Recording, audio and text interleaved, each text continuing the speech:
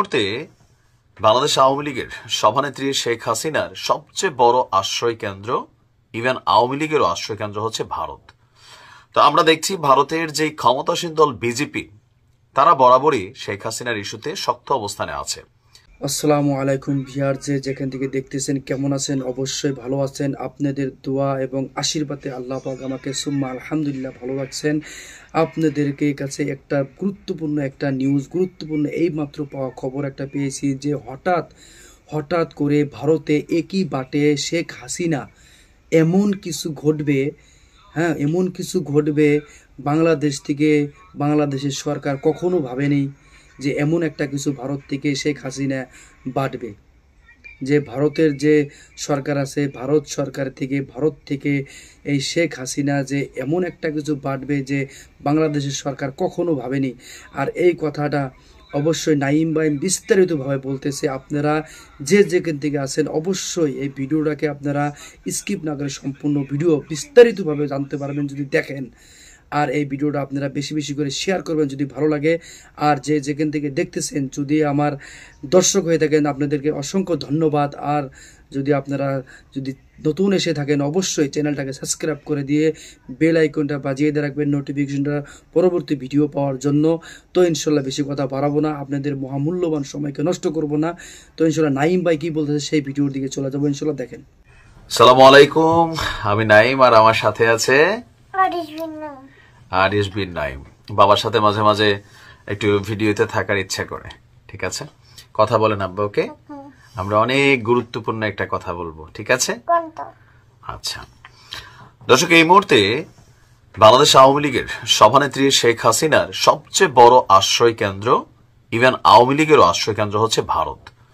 তো আমরা দেখছি ভারতের যে ক্ষমতাসীন দল বিজেপি, তারা বরাবরই শেখ হাসিনার ইস্যুতে শক্ত অবস্থানে আছে। কিন্তু বিপরীত দল যেটা আছে কংগ্রেস, মানে আপনার যে রাহুল গান্ধী এই মুহূর্তে যিনি আছেন, তার যে দল কংগ্রেস, তো কংগ্রেসের একজন সিনিয়র নেতা এবং পার্লামেন্ট মেম্বার, ওনার নাম হচ্ছে শশী থারুর, তার এক বক্তব্য ঘিরে এই মুহূর্তে ভারতেও যেমন তোলপাড় বিষয়টা নিয়ে বিজেপি সরকার চাপের মুখে বিপদে পড়তে যাচ্ছেন শেখ হাসিনা এবং বাংলাদেশ আওয়ামী লীগের ওইখানে যারা আছেন নেতাকর্মী সম্ভবত। কারণ এই প্রথমবারের মতন ভারত বাংলাদেশের একটা ইস্যুতে খুবই শক্তভাবে নিজেদের অবস্থান প্রকাশ করছে। বিশেষ করে আমাদের ইন্টারিম গভর্নমেন্টের একটা প্রশ্ন বা একটা বার্তা ছিল ভারতের কাছে, যেন শেখ হাসিনা তিনি ভারতে অবস্থানকালে তার মুখকে সামলান, অথবা তিনি এমন কোনো বিবৃতি না দেন যেটা যেন বাংলাদেশে কোনো ঘটনা ঘটে, আর যদি এমন ঘটনাগুলো ঘটে তাহলে সেটার দায়ভার ভারতকে নিতে হবে।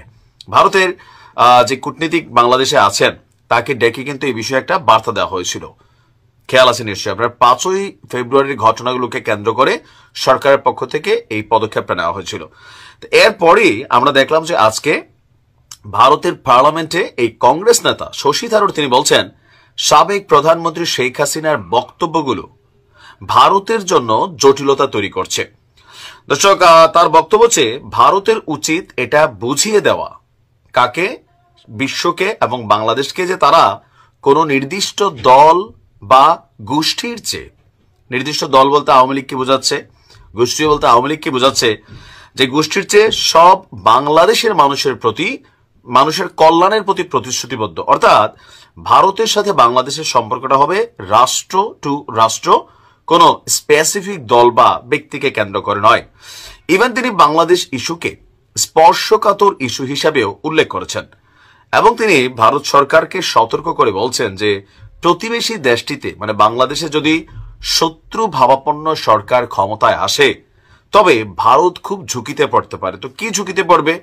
সামরিক দিক থেকে ভারত আমাদের থেকে অনেক দূরে গিয়ে, তবে ঝুঁকির সেটা হচ্ছে 7 সিস্টার্স। তিনি এই বিষয়টাকে মেনশন করেছেন। তিনি বলছেন যে আমাদের সবখানে এই ধারণা দেওয়া উচিত যে বন্ধু ভাবাপন্ন প্রতিবেশী হিসাবে কোন নির্দিষ্ট রাজনৈতিক দল বা সম্প্রদায়ের প্রতি আমাদের উদ্বেগের চেয়ে আমরা প্রতিশ্রুতিবদ্ধ বাংলাদেশের জনগণের কল্যাণের প্রতি। তিনি বলছেন একটি নির্দিষ্ট দেশকে শাসন করবে আপনি তা ঠিক করতে পারেন না, আপনাকে তাদের সঙ্গে কাজ শিখতে হবে এবং এটাই আমাদের করতে হবে। তিনি বলছেন যে আমি মনে করি বাংলাদেশে যা যা ঘটছে তা আমাদের নিবিড়ভাবে পর্যবেক্ষণ করতে হবে, যেহেতু তাদের অবস্থান আমাদের পাশেই। আমি মনে করি না বাংলাদেশের বর্তমান অন্তর্বর্তী সরকারকে শত্রুতা ভাবাপন্ন বলা যায়, তবে একই সঙ্গে কিছু সতর্কতাও বজায় রাখতে হবে। এবং তিনি বিজেপি সরকারকে যে বক্তব্যটা দিয়েছেন তার বক্তব্যের সপক্ষে কংগ্রেসের অনেকেই টেবিল চাপড়িয়েছেন, ইভেন সহমত প্রকাশ করেছেন। এখন এটার মেইন কারণটা হচ্ছে যে এই মুহূর্তে ভারত এবং বাংলাদেশের মধ্যে রাষ্ট্র টু রাষ্ট্র কিন্তু সম্পর্কটা অনেক তলানির দিকে। বাংলাদেশ এখন পাকিস্তানের দিকে ঝুঁকছে, বাংলাদেশ এখন চীনের দিকে ঝুঁকছে, ভারতের চিরশত্রু হিসেবে যারা চিহ্নিত। তো সেই জায়গায় প্রতিবেশী চাইলে আপনি বদলাইতে পারেন না। কোন নির্দিষ্ট দলকে সাপোর্ট করলে সেটা ভারতের জন্য অকল্যাণকর হবে। ইভেন আমাদের উপদেষ্টা থেকে শুরু করে প্রধান উপদেষ্টা বা বিভিন্ন রাজনৈতিক দলের বক্তব্যগুলো অবশ্যই ভারত খুব ফোকাস দিয়ে শুনছে। এখন এটা হচ্ছে ভারতের বিরোধী দলের বক্তব্য। ক্ষমতায় যারা আছেন তাদের বক্তব্য কি? তাদের বক্তব্য হচ্ছে তারা শেখ হাসিনাকে ফেরত দিবে না, অথবা শেখ হাসিনা যে বক্তব্য দিচ্ছেন এটার সাথে ভারত সরকারের কোনো সংশ্লিষ্টতা নেই। কিন্তু বাংলাদেশ সরকারের বক্তব্য যেহেতু ভারতে বসে তিনি বক্তব্য দিচ্ছেন, এক্ষেত্রে ভারত তার দায় এড়াতে পারে না। কিন্তু ভারত সরকার এটাকে কাউন্টার করছে পররাষ্ট্র মন্ত্রণালয় থেকে, যে তিনি আসলে ভারতীয় কোনো টেলিভিশন চ্যানেল, কোনো মিডিয়া, কোনো কিছুকে ব্যবহার করে তিনি বক্তব্য দিচ্ছেন না। অন্য ধাঁচে আমেরিকান প্ল্যাটফর্ম মানে ফেসবুক, ইউটিউব অথবা বিভিন্ন ভাবে তিনি তার কথাগুলো বলছেন। তবে এই প্রথমবারের মতন শেখ হাসিনার জবান বন্ধ করার জন্য ভারতে আমরা দেখলাম যে এই ধরনের একটা ব্যতিক্রমী ঘটনা। পার্লামেন্টে এই ধরনের বক্তব্য অবশ্যই একটা চাপ প্রয়োগ করবে। তিনি তার বক্তব্যগুলো দিতে হয়তো পারবেন না যদি ভারত সরকার কোনো সিদ্ধান্ত নিয়ে বসে। দেখা যাক কি হয়, তবে সময়টা সব দিক থেকে খারাপ যাচ্ছে। ভালো থাকুন। ইনশাআল্লাহ দর্শক, আপনারা ভিডিওটা দেখলেন, অবশ্যই যদি ভিডিও দেখে যদি ভালো লাগে অবশ্যই ভিডিওটাকে বেশি বেশি শেয়ার করে দিবেন, আরো দর্শকদেরকে দেখার জন্য ইনশাআল্লাহ সুযোগ করে দিবেন। হ্যাঁ, কত পরবর্তী ভিডিও দেখা হবে। খোদা হাফেজ, আসসালামু আলাইকুম।